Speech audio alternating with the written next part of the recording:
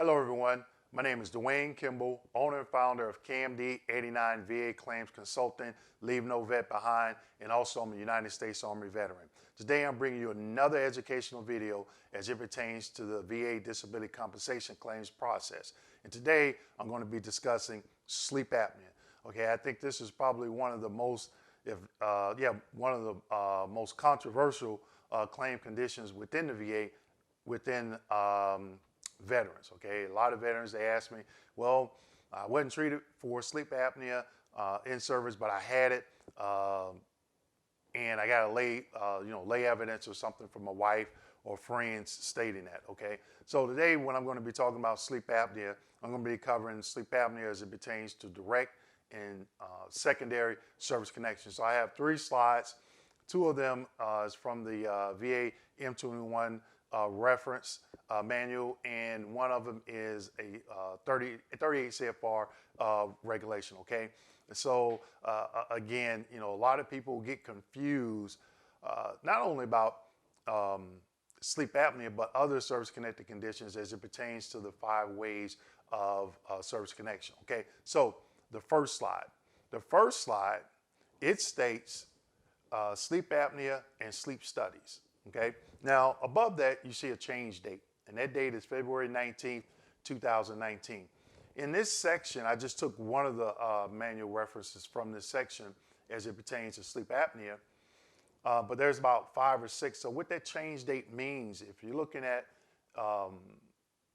this reference, or you see it at within another reference for another topic, what that means is in that section where there may be 4, 5, 6, 7 different references within this section, one of those changed, and it changed on this particular date. I don't know why the VA doesn't just put it right above the one that actually changed. That that would help people understand, but they just put it at the top of the main section, which again, it may be 4, 5, 6 different references within that section. Okay, but I don't know if this one changed. It could have been another one, but I just wanted to explain what that change date mean. All right. So sleep apnea and sleep studies. It states receipt of medical evidence disclosing a diagnosis of sleep apnea without confirmation by a sleep study is sufficient to trigger the duty to assist for scheduling and examination if the other provisions of 38 CFR 3.159 subcategory C number 4 have been satisfied. Okay, again, I'm gonna read part of that again because I want to make sure that it's clear. Sleep apnea without confirmation by a sleep study is sufficient to trigger. It doesn't state to trigger for service connection. It says to trigger the duty to assist for scheduling and examination, not service connection, scheduling and examination, if the provisions within this 38 CFR have been satisfied. And that's going to be the next slide. Okay, then it goes on to say, however, such evidence is not sufficient to award service connection for sleep apnea when, and I highlight these in red, when clinical examination leads to the conclusion the symptoms of sleep apnea are present. The subsequent diagnosis of sleep apnea must be confirmed by a sleep study for compensation purposes. Do not establish service connection for sleep apnea that has not been confirmed by a sleep study. Okay, what does that mean? Basically, one of the items I had highlighted in red is telling the rating specialist, even if you have or you see just a diagnosis for sleep apnea, okay, that's not enough. It has to be not only a diagnosis for sleep apnea, but it has to be confirmed by a sleep study, regardless if you're claiming it on a direct basis, secondary basis, or whatever basis you're claiming it on, you have to have a sleep study. And a sleep study, when it says conclusion, assessment, or diagnosis, or whatever, it has to say sleep apnea, whether it be mild, moderate, severe, obstructive.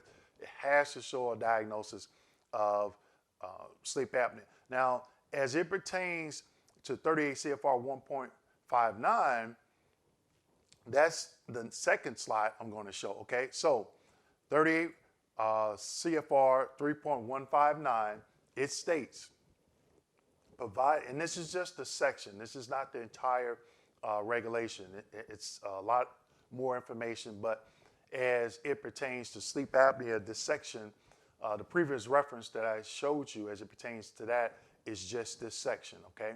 So it states providing medical examinations or obtaining medical opinions. In a claim for disability compensation, VA will provide a medical examination or obtain a medical opinion based upon a review of the evidence of record if the VA determines it is necessary to decide the claim. All right, now I'm going to skip down to what I highlighted in red under A, B, and C, okay? Because I think that's important because the previous reference is stated sufficient to trigger the duty to assist for scheduling and examination if the other provisions of 38 CFR 1.59 subcategory, subpart C, number 4. And this is what they're talking about in red. A, contains a competent lay or medical evidence of a current diagnosed disability or persistent or recurrent symptoms of disability. So again, of a current diagnosed disability, guess what? If you have a sleep study, it's going to show a diagnosis of sleep apnea or not. So for all intents and purposes, what we're talking about, you have a sleep study and it shows a current diagnosed disability, which is sleep apnea, okay? Then it states, establishes that the veteran suffered an event, injury, or disease in service. They're talking about direct service connection, suffer an event, injury, or disease in service. It doesn't say coulda, shoulda, woulda. It says an event, injury, or disease in service. Section C indicates that the claimed disability or symptom may be associated with the established event, established, meaning it's in there, they see it. Established event, injury, or disease in service or with another service-connected disability. So that possibly could be secondary, okay? So going back, I'm gonna read it again from the first slide. It states,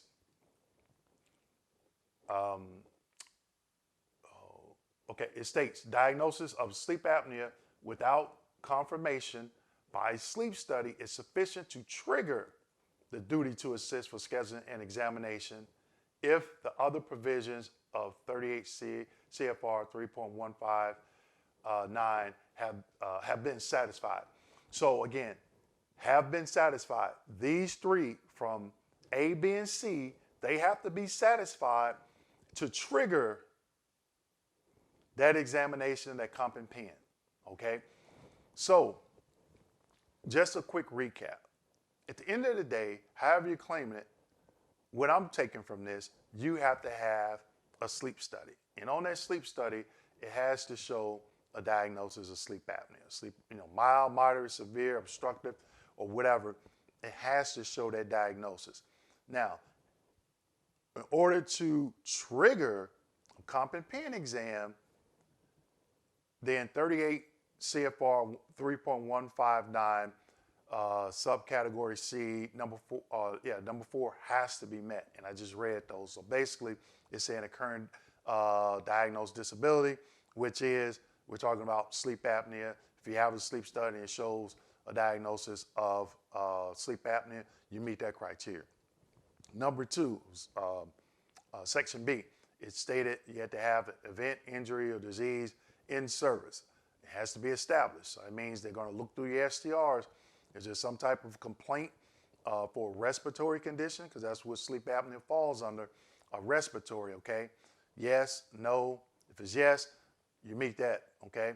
And then number C is stated, I'm sorry, not number C, but section C is stated, again, an event, injury, disease, or diagnosis in service or related to another service-connected disability, which could mean, I take it as it could mean secondary service connection. So it has to fall under one of the 5 ways of service connection. You have to meet that criteria. Then you have to have a diagnosis.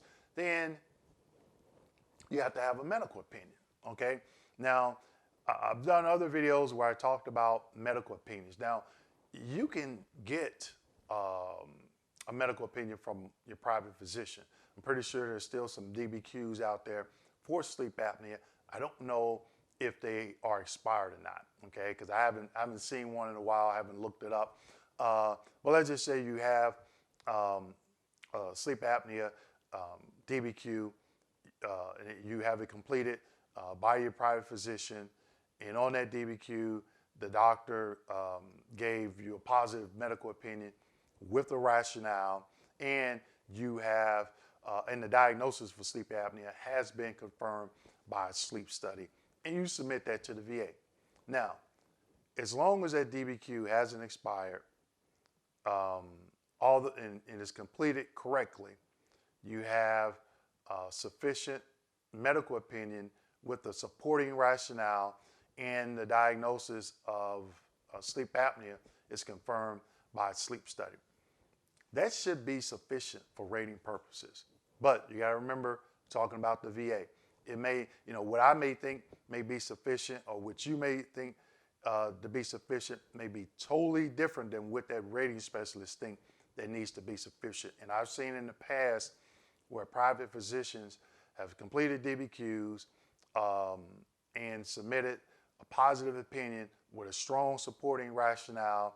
It gets to the VSR's desk. They schedule a CMP exam, companion exam with their examiner. The veteran goes, and I don't know why the veteran does that, but each his own. When they know that they have the information from the private physician is sufficient for rating purposes, okay? And they go to that companion exam. That CMP doctor says nope. They write, they do the DBQ for sleep apnea.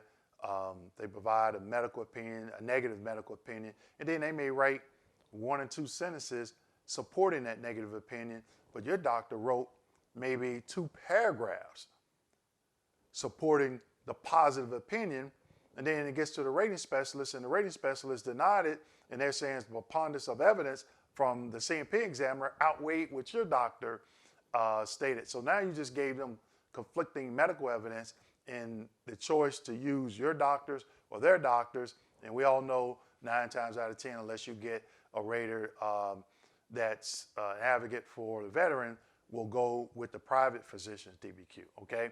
So I don't want to go too far off beat with that, but I've done other videos where I talked about those different scenarios, okay? So again, it's very important, as us being the veteran, we got to become educated on all this, okay? To make sure we can make sound and correct decisions as it pertains to our VA compensation claims, all right?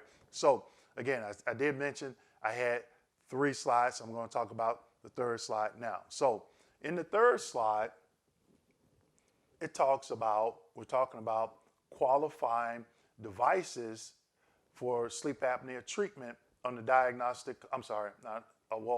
CFR 4.97 diagnostic code 6847. So for every diagnosis, the VA has a 4-digit number associated with it. So for sleep apnea, it's 6847. Those 2 letters, DC, means diagnostic code, all right? So it says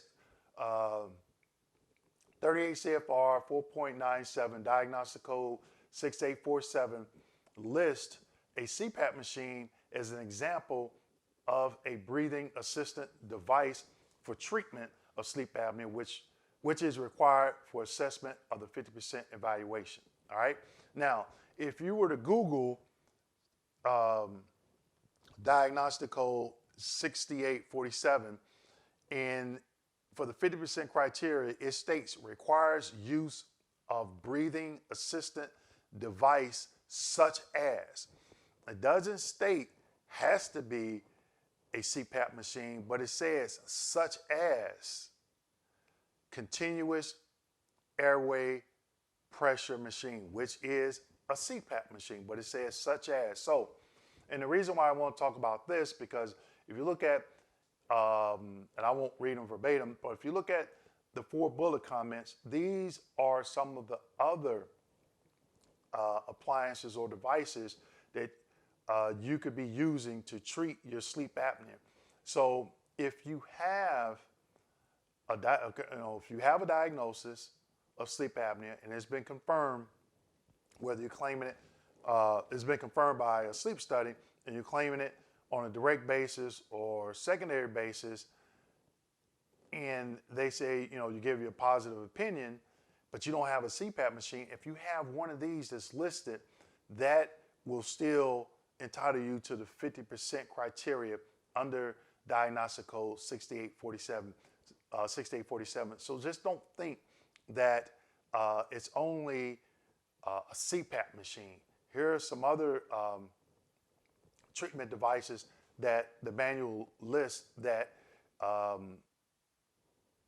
that you can have outside of a CPAP machine to obtain that 50% criteria. Okay, so I know it may seem a little bit confusing, but I always tell veterans, think of it this way: whatever you're intending to claim, whether it be sleep apnea, back condition, neck condition, foot, eye, whatever, under the 5 ways of service connection, where does it fall?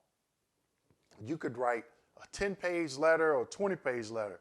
If that condition doesn't fall under one of the 5 ways of service connection, you're going to get denied.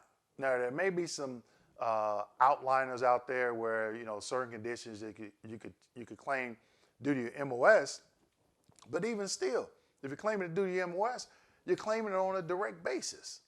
Okay, so you have to think of that. Now, I know a lot of you may be thinking, well, I didn't get treatment. I'm claiming sleep apnea. It doesn't fall in the 5 ways. And I got lay evidence. I know I had it. I'm gonna get a letter from my wife, from my husband, or my kids, or friends, or other soldiers I serve with. That's fine. I'm not saying that you can't submit it. I'm just saying I feel, and this is my personal opinion, and the training that I've had, the rater at that level more than likely cannot still grant that. Okay.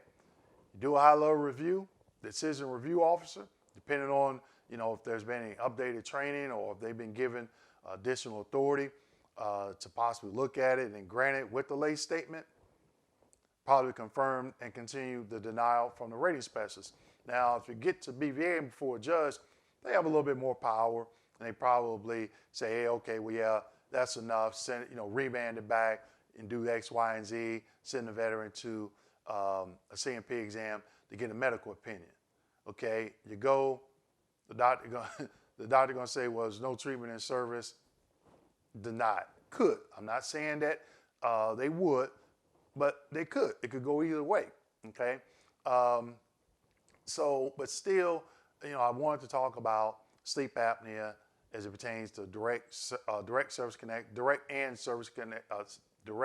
secondary service connection. Okay, because I've been getting so many questions, and it seems like a lot of vets are still confused about this. Okay, so is it one of the trickier ones to get service connected for when there's no evidence in the file? Yes, but again, you can, if you're claiming it on a secondary basis or even on a direct basis, if you had some minor complaints or treatment for a respiratory condition, you still can get it. Okay, but then it's going to fall on one, that medical opinion and their rationale. The medical opinion, if your doctor says yes, but it's their rationale, and their rationale, what evidence did the examiner look at? What documents? Medical expertise. Was there any medical literature out there on sleep apnea as it may pertain to some complaints, different type of complaints, or even secondary to some other conditions? And one of the main ones that I normally see is sleep apnea secondary to PTSD. Now, back when I worked for the VA, I seen one examiner give a positive opinion as it pertains to sleep apnea secondary to PTSD. But also I've seen medical opinions and strong rationales from private physicians creating that link between a respiratory condition and a mental condition. Okay, and veterans have gotten service connected for it. But again, you have to think about it. If you know that that DBQ is complete, you have a sleep study confirming a diagnosis of sleep apnea, and your physician provides a medical opinion saying, yes, it's either secondary or it's due to some symptoms or treatment, minor symptoms or treatment of respiratory treatment you received in service, that rationale is going to be key, okay? You have to make sure that is airtight. And again, you submit all that. You know that it's sufficient for rating purposes and they can use it. And the VSR schedules an exam and you go to it. And the doctor says, nope, nope, nope, nope, nope. Then it comes back, goes to the rater. Now you put that rater in a position, do I use the private physician or do I use the VA CMP examiner or third-party contractor showing no? You got two opinions. Now there's some, in the manual reference, there's some references telling the rater what they should do. But one thing I did, and wasn't pertaining to sleep apnea, but one thing I did, guess what I took off the table? I took off the option of the rater having the ability to deny me based on going to their CMP exams. I knew that my DBQ was good to go, and I was like, nope, I'm not going because I don't want there to be any conflicting medical evidence. So I'm not telling you not to go. I'm just saying what I did. And if the information, I felt that if the information wasn't there, the negative information wasn't there, they couldn't use it against me, okay? So again, I'm not saying you don't go to the exam. You have to make that decision on your own.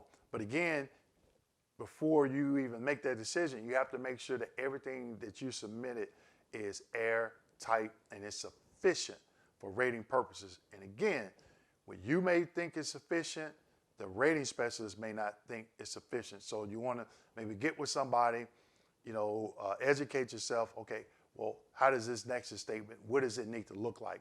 And I did a video on that. So if you're a subscriber to my channel, you can go back and you can look at that video, okay? So I just want to shed a little light on sleep apnea as it pertains to the VA disability compensation claims process. Because I've been getting a lot of questions over the past few months about it. And a lot of veterans are explaining their story, or this happened or this didn't happen.